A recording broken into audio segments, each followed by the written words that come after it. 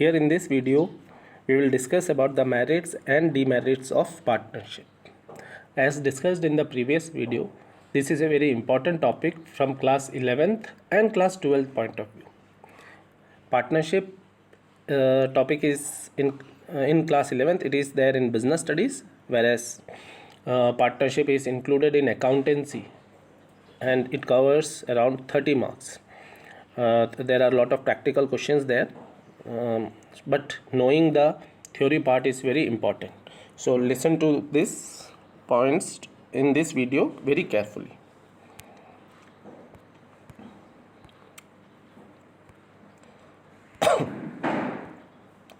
The first merit which we are going to discuss is easy to form and closure.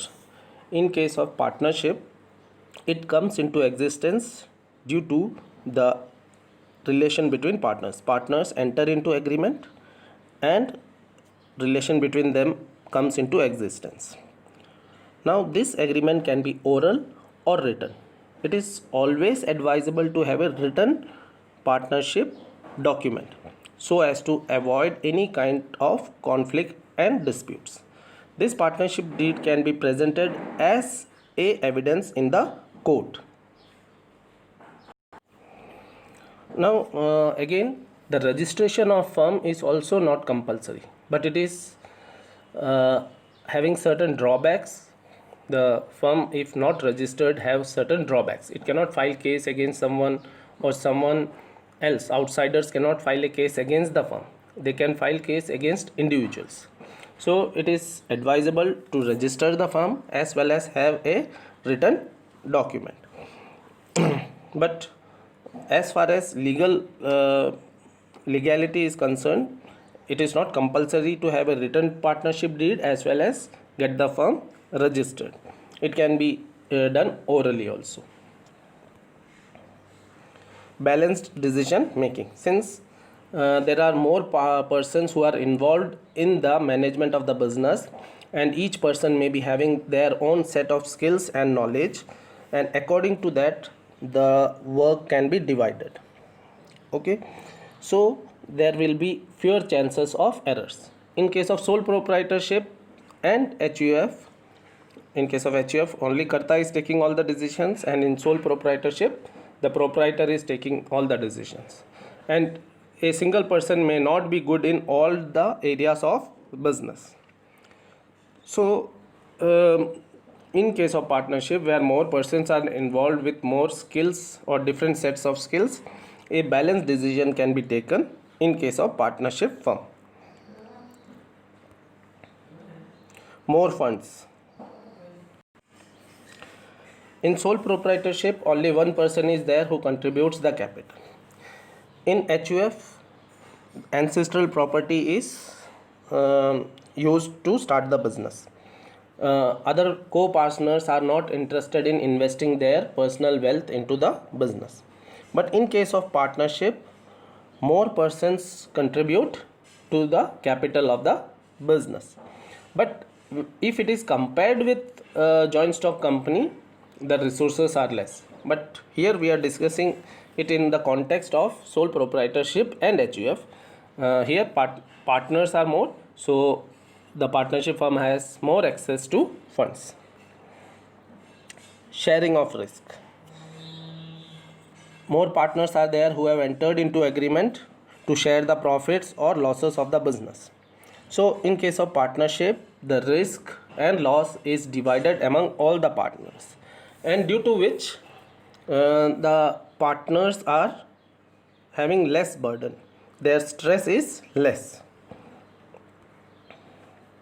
Secrecy. Okay, now in case of joint stock companies, which we will be discussing later on, joint stock companies and cooperative societies are required to publish their financial reports every year, but it is not the case in case of partnership. Partnership firm do not require to publish their financial records, and due to which the firms are able to maintain a secrecy about their revenue, about their profits, about their financial positions.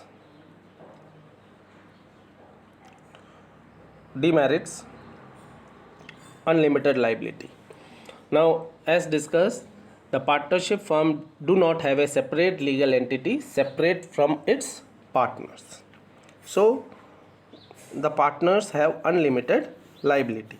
Unlimited liability here refers to the point that in case the firm's liabilities are huge and the assets are not sufficient to settle those liabilities, the personal assets of the partners can be used to settle the claims of outsiders.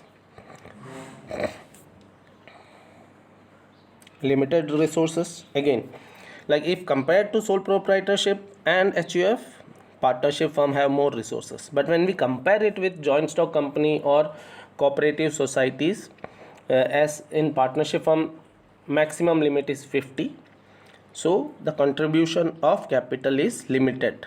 This is in comparison to joint stock company where there is no limit to the shareholders. Okay, depending upon the capital, many shareholders can come. Okay, but in partnership the maximum allowed partners is 50, so there is a limitation to the maximum capital contributed.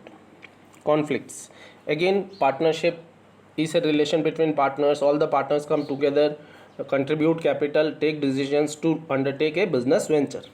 Now when more people are there, more opinions will be there, and there may be a difference in opinion, due to which if the opinion difference continues, then it may give rise to conflicts or disputes, and due to which sometimes the partners may decide to discontinue the business, or the partners may be stressed with the thought that any wrong decision of one partner may lead to financial problems for the firm as well as the partners.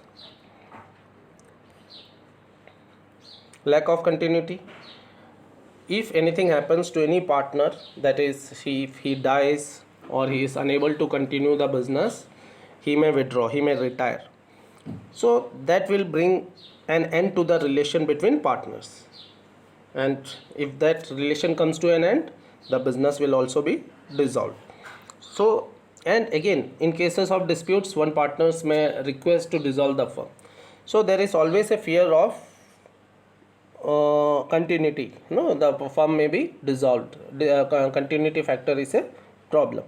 So if any partner decides to discontinue from the partnership firm, the partnership business will also come to an end.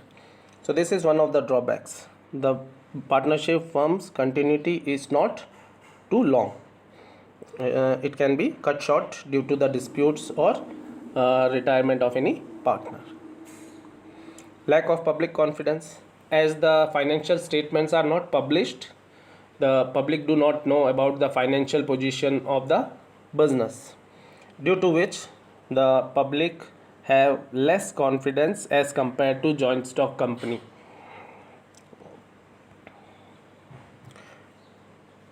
Risk of mutual agency, as we have already studied that partnership is a relation between partners, and there is a agency relationship between the partners.